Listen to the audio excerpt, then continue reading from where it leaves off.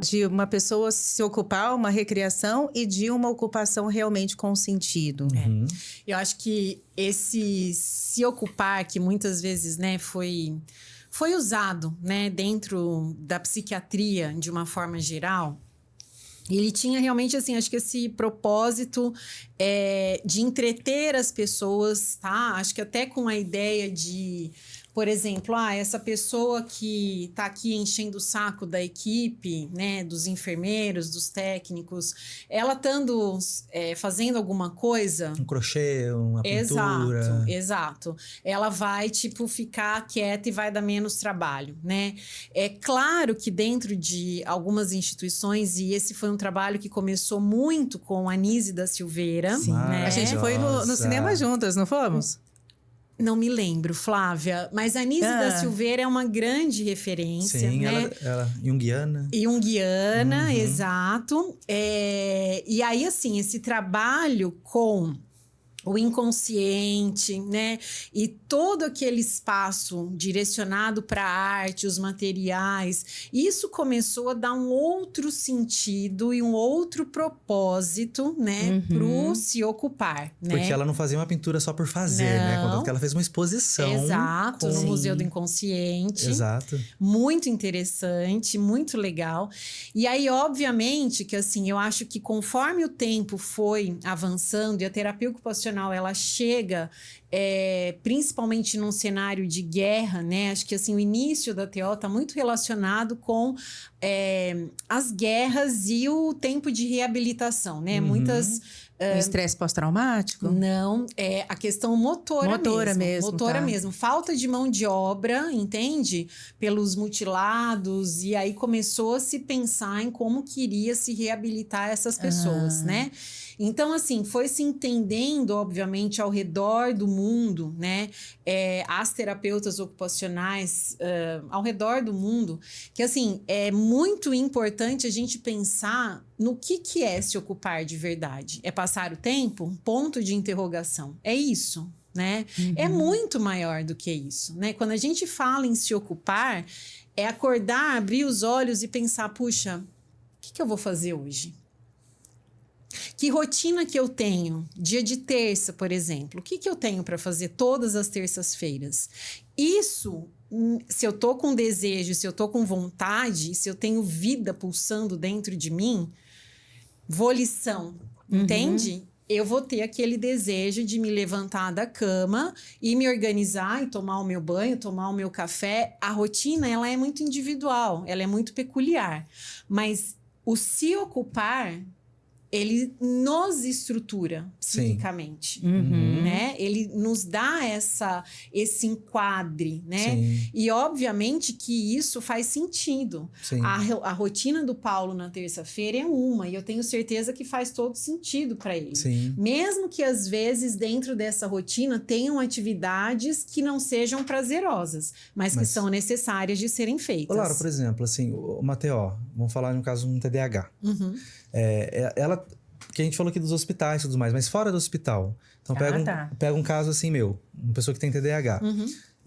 A rotina para mim, estruturada, que eu trabalhei dentro da minha terapia, enfim, foi algo que assim, para mim foi revolucionário na minha vida. Porque me ajudou muito com a minha ansiedade. Então assim, saber... Não é aquela rotina rígida no sentido assim, mas assim, saber que a minha semana como vai ser, o que eu vou fazer, tudo mais...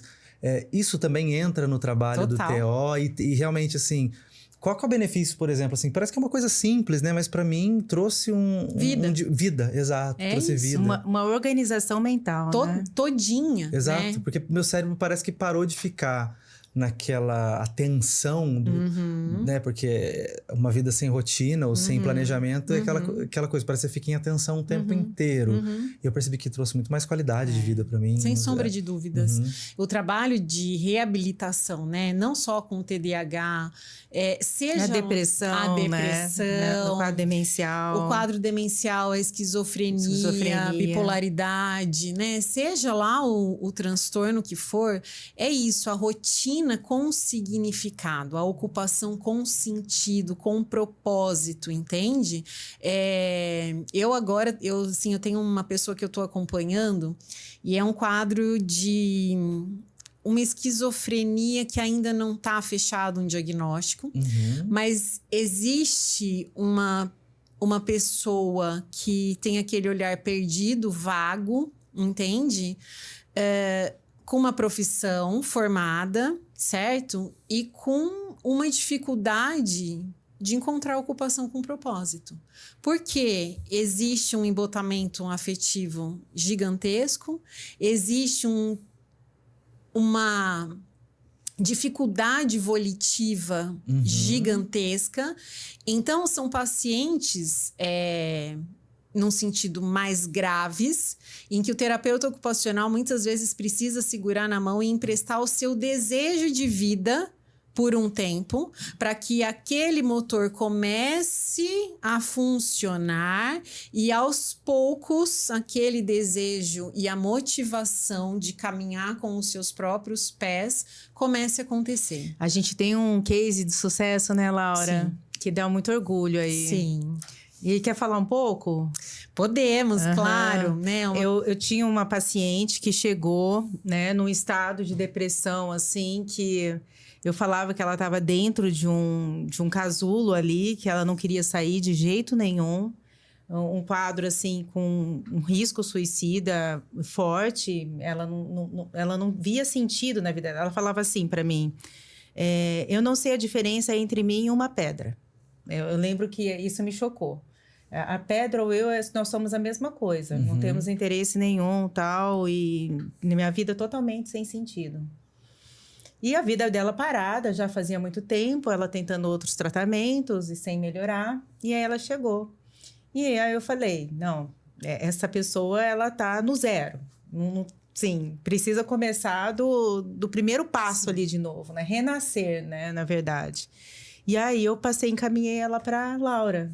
E foi um trabalho maravilhoso, né, Laura? A gente acompanhando ela desabrochar, né? Sair do casulo, hoje é uma borboleta já, né? Voando por aí, né? Um caso lindo, muito emocionante, assim. Eu tive a alegria e o prazer de dar notícia hoje para Flávia, né? Que hoje foi minha última sessão com ela, né? Uma paciente que está de alta. Mas foi um processo terapêutico de uns 3 anos, Flávia. Sim, foi. Eu acho que foi engatinhando. Foi assim, né? Foi. Uma sessão por vez, né? Mas uma pessoa... A gente falava muito, conversava muito. Era uma paciente que preocupava muito, né? Muito pelo risco de suicídio.